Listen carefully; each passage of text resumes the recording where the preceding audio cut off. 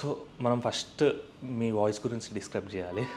ఇంత చిన్న ఏజ్లో లైక్ ఇంత మెచ్యూర్గా ఇంత బేస్ వాయిస్తో లైక్ సాంగ్కి తగ్గట్టు మాడ్యులేషన్ ఎలా ఎగ్జాక్ట్ మాడ్యులేషన్తో అంటే అది ప్రాక్టీస్ బట్ వస్తుంది.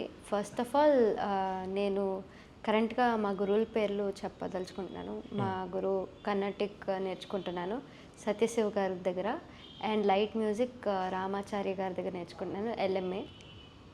మా గురువులు నేను చిన్నప్పటి నుంచి నేర్చుకున్న గురువుల దగ్గర కానీ ప్రాక్టీస్ దానివల్ల నేను చాలా అంటే వర్క్ చేసి ఇక్కడ దాకా వచ్చాను. అండ్ చిన్నప్పుడు మా డాడీ కూడా అంటే నేర్పించేవారు, నా ఫస్ట్ గురువు. సో అలా నేర్పిస్తూ ఇప్పుడు ఇక్కడ దాకా వచ్చాను. నార్మల్గా ఒక సాంగ్ పాడే ముందు కానీ లైక్ మీ బ్యాక్గ్రౌండ్ వర్క్ ఎలా ఉంటుందండి? బ్యాక్గ్రౌండ్ వర్క్ అంటే నార్మల్గా వోకల్ వార్మప్స్ అట్లా చేస్తాము.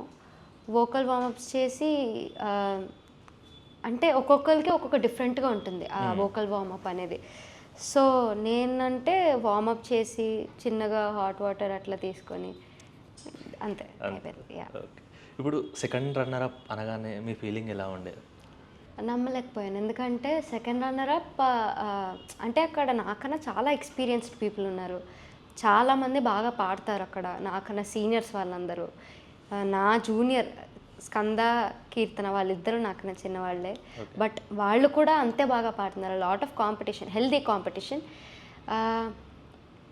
ఈజీ కాదు, బట్ యా ఆడియన్స్ లవ్, అక్కడ నాకు సపోర్ట్ చేసిన వాళ్ళందరూ వాళ్ళ బ్లెస్సింగ్స్ అన్నీ కలిపి ఇట్లా సెకండ్. నార్మల్గా లైక్ మీరు లాస్ట్ రౌండ్ వరకు వచ్చారు కాబట్టి ఇంకా విన్నర్ అవుతా అన్న కాన్ఫిడెన్స్ ఉండేనా లాస్ట్ వరకు? అంటే నేను ఏది హోప్ చేయలేదు యాక్చువల్లీ, అక్కడ జరిగింది ఏది నేను అనుకోలేదు. Everything is as it is.